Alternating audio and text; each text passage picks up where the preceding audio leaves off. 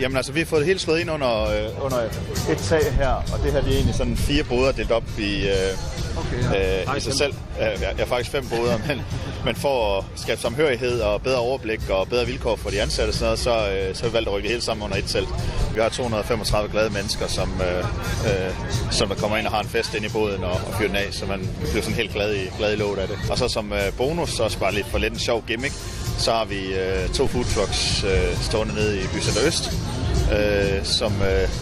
som egentlig mest er en happening og for at støtte op om festivalens ånd og så videre, men har vist sig at være et sted, vi sælger rigtig meget, blandt andet rigtig meget drikkevarer også. Metro Express og nogle andre medier, de lavede en top 100-liste, hvor vi lå 55 eller nummer 53, som det danskerne grinte mest af, fordi under festivalen blev foodtrucken delt. Det er sådan en gammel amerikansk postbil, der er blevet lavet lidt sjov, og som man kan grine lidt af, og sådan noget. Den hedder Bertha i vores interne navn. Men den var delt 66.000 gange, og efter festivalen på et tidspunkt blev kontaktet af Metro Express, og der kunne vi se, at den var blevet delt 150.000 gange, og vi ved faktisk ikke engang, hvor mange likes den har.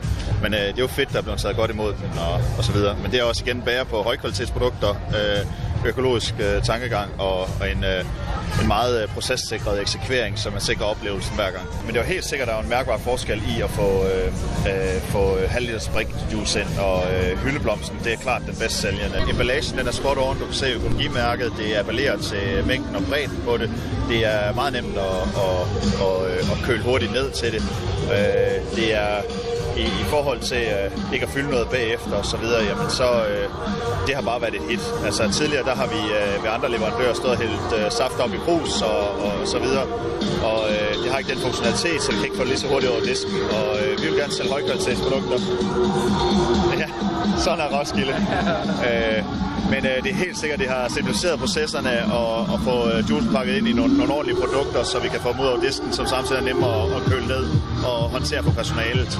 Og det bliver jeg glad for.